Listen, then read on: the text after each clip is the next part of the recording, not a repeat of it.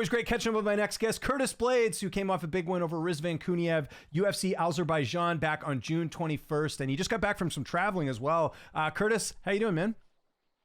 I'm doing good, man. I appreciate you having me on the show again. Well, it's good to talk to you. I know you were doing some traveling, like I mentioned there. Let's start first with the fact that you got to fight in Azerbaijan. How was that whole experience, and how was it going to Japan after I know you went there for your honeymoon? Um, Azerbaijan was I enjoyed it. The food was good. A lot of lamb, a lot of rice, a lot of good steak, and the people they were nice, but the actual fans they were like crazy. Like, you could tell they hadn't really been used to like having like athletes or any type of like I guess celebrities in there. Mhm. But besides that, I enjoyed it. The weather was nice. I enjoyed like walking around. The malls were nice. It was it was a fun experience. Okay. Did you have any bad fan experiences in Azerbaijan? Like you mentioned, the fans were a little bit different. Like what Uh, anything you want to divulge here? Because I didn't know about that. no, there was just one like we were headed out just after the fight. It was the next day, and we were headed up to the airport. We get there, and like we got a lot of bags and stuff, and we're just trying to load the bags. And I got people like grabbing me, and I'm not really used to that. Like that's what I mean by like aggressive. Like Yeah. that's unusual. They were like, "Hey, hey, picture," and I get it. Like I said, they really want they they don't seem to be used to like how to interact, and Yeah. it's just like at that time, and also it was a hard fight, so I was a little sore, and I wasn't really happy with my performance. So I also wasn't in the best of moods. Yeah. It was just like, ugh. So Yeah. that was like the worst, I guess. But it wasn't like that the whole time. That was just it. Like when It you got to stood the out. airport. That Yeah. doesn't happen often. Yeah.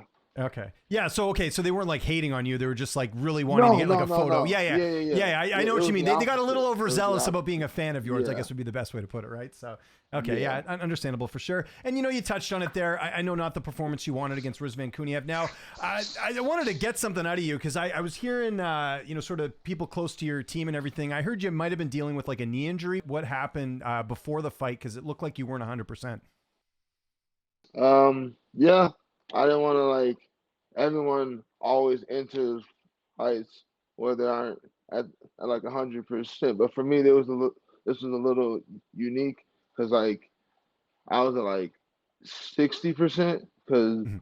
both of my knees, I think I know now officially after the MRI, but in April I injured my MCL on my left knee, and then after almost a whole camp of like overcompensating and I even switched up my stance for most of my sparring rounds. I was sparring southpaw, 'cause that was my good knee, and then I injured that knee about 4 weeks out, and then after that, it was like it was tough to actually have a camp because I was like I had to be very uh, attentive to how I trained and how I stepped. I basically we removed all the grappling, all the sprinting, so it was hard to get the conditioning.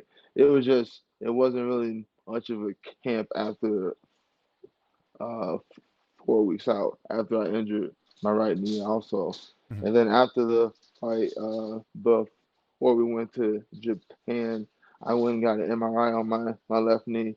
I do have um, partial tears in the MCL, and we're gonna see an ortho and get a evaluation and see if I need surgery or not. Hopefully not, but we'll see about that. Yeah. Okay. So Yeah. Well, no, yeah. I just wanted, yeah, because I was hearing some rumblings about that. So, and again, you're not making any excuses, but it was just, I think people need to know this stuff that it happens because you didn't look like yourself out there. And that's not to take away anything from what Kuniev did in the fight. No, And kind no. of on that note, what surprised you the most about him? He was tougher.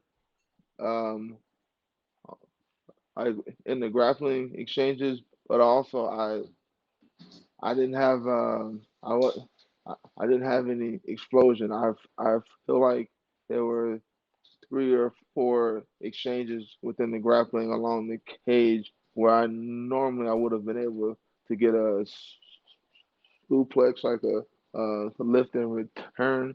I didn't feel comfortable exploding into it like that, and like possibly like actually re-aggravating the injuries. So I kind of like played it safe in a lot of those grappling exchanges. So I know had I entered at least with only one of my knees injured, I think I would have been able to be a lot more effective with my kicks because I really didn't use those to the last round just because I was like hesitant. I was like, I really didn't want to use them because I was just worried I was going to accidentally hurt myself. Because that happened a few times in sparring where I'd be having a great round, and at the end of the round I just toss out like a lazy kick, and it would hit the it would hit my shin just in this particular way where it was like that's the end of the day, and I didn't want to risk it. So there was a lot of hesitancy on my end, and I think that allowed him to like, especially in that second round, I was like thinking a lot, and that's when he was catching me, and he did a good job of taking advantage of those opportunities. Like if you got a guy who's just standing there in front of you, you attack, and he did that.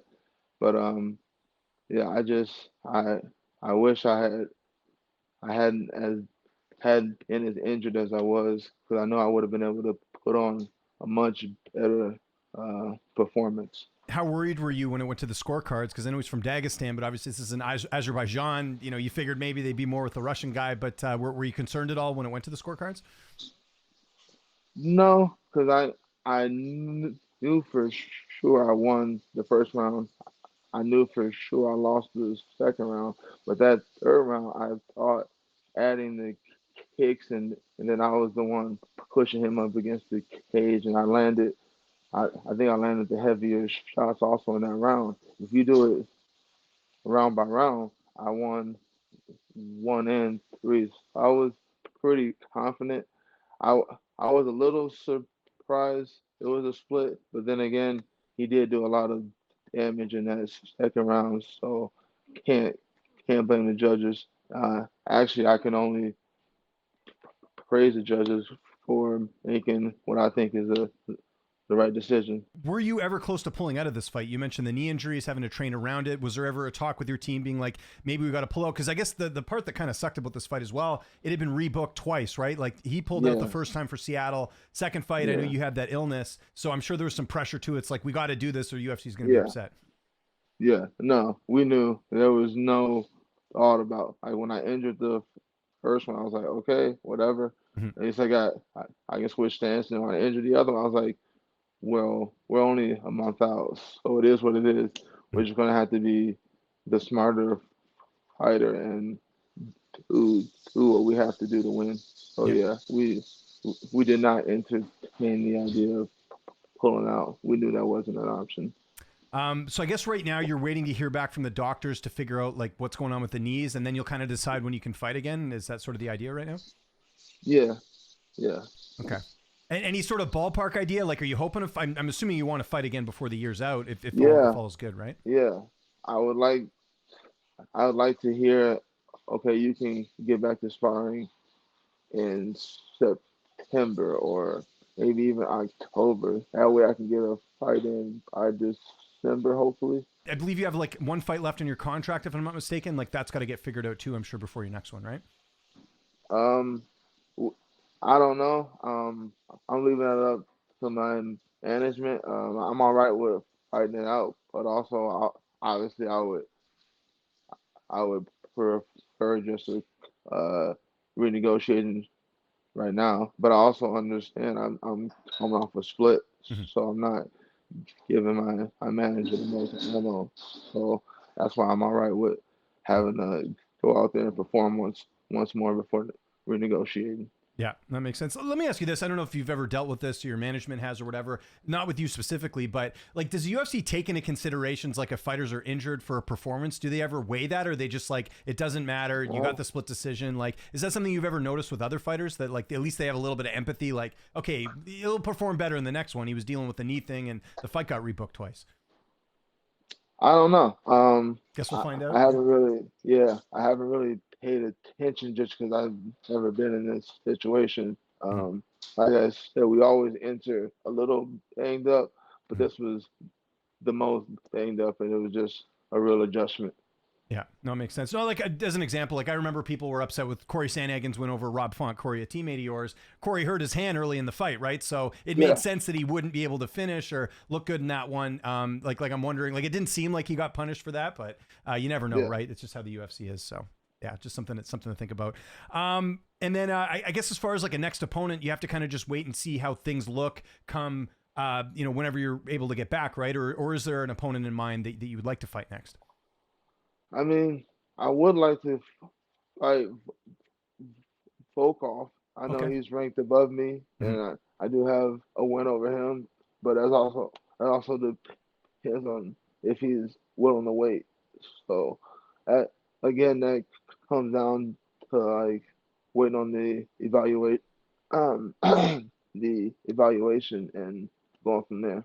Yeah. I don't really have a timeline yet, but yeah, that's where my mind is right now. No, that makes sense. We obviously had a heavyweight main event. A guy you fought, Derrick Lewis, just beat Tallison Teixeira. There's a lot of controversy about the stoppage because Teixeira was holding the cage. What did you think of the stoppage? Do you think it was fair? Because I know your teammate Zach Pagua, got to give him credit. I agree with his take where it's like he wasn't gonna like get at like it was Teixeira who was like holding the fence, like he was gonna get finished anyways, or at least it wasn't looking good Yeah, for him. I kind of lean on that side. yeah, What do you think about that? yeah. Especially, yeah, when we're talking fighter safety, he's young. He's never been hit like that before. Um, and yeah, it's heavyweight. It happens like in the smaller weight classes. Maybe that is a bad stoppage. Like anything below 185, yeah, you give the guy a shot because we've seen crazier things happen. But a heavyweight, I have noticed that the referees are a little faster to hop in just for, like I said, for fighter safety. Mhm. We're big guys, and when you know it's over, it's over. Yeah. Yeah, That makes sense. I asked you this before, but is that a rematch you'd want at all? Because obviously you guys fought, he beat you. Do you want to fight Lewis again? I would if it would put me in a position to get a title shot, but right now I believe that would be Volkov. Right. Okay. That makes sense. Let's talk a little bit about UFC 318. We got that coming up this weekend. The BMF title fight, the trilogy, Dustin Poirier's retirement fight. How do you see the fight playing out? I think the odds almost have them as dead even. Poirier's won the first two fights, but there's a lot of context we got to mention. The first fight, Holloway was making his UFC debut. He was 4-0, and Poirier submitted him. Yeah. Second fight, Holloway sort of just moved up for like a one-off and fought Poirier. He lost, but again, circumstances a bit different. They're both different fighters since then. So with all that in mind, who are you picking? Who do you think gets it done? Uh, I mean it's it's going to be razor sharp. I don't I don't believe there's going to be a finish. I Mhm. believe it's going to be a 5 round war, and I I think I'm gonna go with Holloway just because he's I think he's filled out. He's a little older. Like he's actually like he looks like a legitimate like lightweight as opposed to when they last fought. He wasn't as like filled out, Mhm. and I also believe he's even though he got beat by Ilya, just being in there against a guy like Ilya and having that experience, I think it helps regardless of if you win or lose. I think that helps them also, and I just I believe they're both tough. That's why I think it's gonna be a decision. I think he's a little longer and he knows how to be long. I think that'll be what saves him from getting like potentially finished in the later rounds. He'll Yeah. be longer and yeah. Okay, fair enough. The co-main event is Paulo Costa and Roman Kopylov. I don't really find that fight that interesting. I actually want to go to a different fight. Dan Ige is fighting Patricio Pitbull. So Pitbull, you remember, was the Bellator champion. Dan Ige, he's been in the UFC forever. He's actually never been finished, Dan Ige, in the UFC. I don't think in his career. Do you lean anywhere? Obviously, Ige is the favorite here. Pitbull had that tough UFC debut against Yair Rodriguez. Do you see a winner in that one? Who do you think gets it done? Well, just based off that last performance, 'cause that's how we make these assessments. It's always off your last performance. Pitbull, he looked a little slow.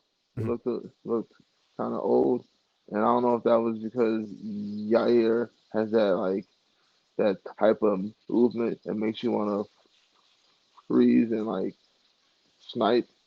But I I'm gonna go with Ige. I think he's gonna be able to move better, and he hits hard. And Patricia also, he's older. He's had some wars.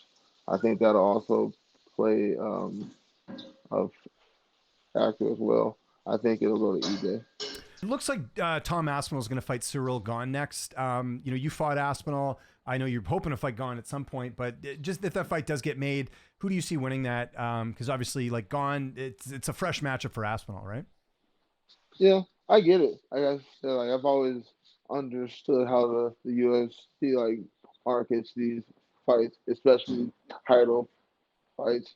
They have a story. They haven't fought England versus France. They're both predominantly strikers. I believe that Aspinall does have the advantage though in that the grappling department. I believe that whenever he wants to, he'll be able to put Ciryl on his back, and he may not have to, but I believe he can if he does have to, and I believe that'll be the difference if it gets out of the first round. I'll go with uh, Aspinall. Yeah. And then things kind of wide open at that point. I mean, we'll have to see sort of what happens if Volkov gets another fight because a lot of people felt like Volkov beat Gane, right? So, I agree. yeah, I do agree with that. yeah. So it'll be interesting. What do you make of this? Do you think, I don't know if I'm going to ask you, I've been asking the fighters this. Do you think this fights at the White House thing actually happens? I do. I Yeah. believe that he's already shown that when he says he's going to do it, he usually he gets it done, or at least he makes an honest attempt at it. So I do believe, and he's a huge fan of the UFC. Obviously, he's into a bunch of the fights, and I think it would be historic, and I think he likes to do historic things. Yeah. Okay. And sort of what came out of the White House fights is Jon Jones coming out and saying that he's unretiring and he's going to come back. I know we're all tired of it too. Do you think it happens? I don't. I think No, I think he's staying retired. no. I think he's trolling, and we all fell for it, including you. You fell for it. Yeah, sure. Well, You no, I fell didn't. for it. Listen, I have to bring it up because someone will be like, do you think it's happening? But I don't even think he's in the testing pool. I think that's a troll too. Yeah, yeah. I think Because didn't he's he just say like once he did retire, he said like, "Oh, this is something like basically since November I've been thinking about," which we all kind of figured was the case anyways, right? So I think this is just yeah, like his way of staying relevant or whatever. So yeah. He doesn't know how to just like be at home and be at peace. Cause didn't he just yeah, you got in trouble again. I what? know. Yeah, I'm like, what did he do? Yeah, he always does some shit. Yeah, I know. It never lasts. Before we go, any plans for the rest of the summer? I know your daughter's probably out of school right now and everything. So anything you got planned? I guess you had your big honeymoon, but you got anything in the works? But this weekend we're going to Orlando, Oh, and we're nice. going on a cruise for Disney. Oh, nice. My daughter, she's having her seventh birthday is on the 21st, and that's when we leave. Right. That's good. Have you? I guess you haven't seen that documentary on Netflix about the cruise ship that the power went out. Did you see that? No, I haven't. I heard about it, but I You kind of maybe want to watch it watch it after now. you go on your cruise, Yeah, but yeah, it kind of yeah. made me think like I don't know if I ever want to go on a cruise after seeing This that. is Yeah. this is my first experience. I'm not. I I am not a fan of open bodies of water. Water, yeah, I for sure. don't. Yeah. Yeah. Yeah, So that makes sense. Cool. Well, have a great cruise, and thanks again for doing this, Curtis. Really appreciate it. If there's anyone you want to thank before we get out of here, any sponsors, any social media, I'll give you the last word. thank you. I'd like to thank my sponsors, Airvape. They sponsored me for this last hike camp. I'd like to thank my sponsor, Bevel. They sponsored me for the last camp where the fight got canceled, but they still paid me. I appreciate that, and I just always want to give a shout out to my management, to Vayner Sports. They've always done a great job of negotiating on my behalf, and I have all the confidence in the world that they'll be able to renegotiate another great contract for me so that I'm able to remain in the UFC.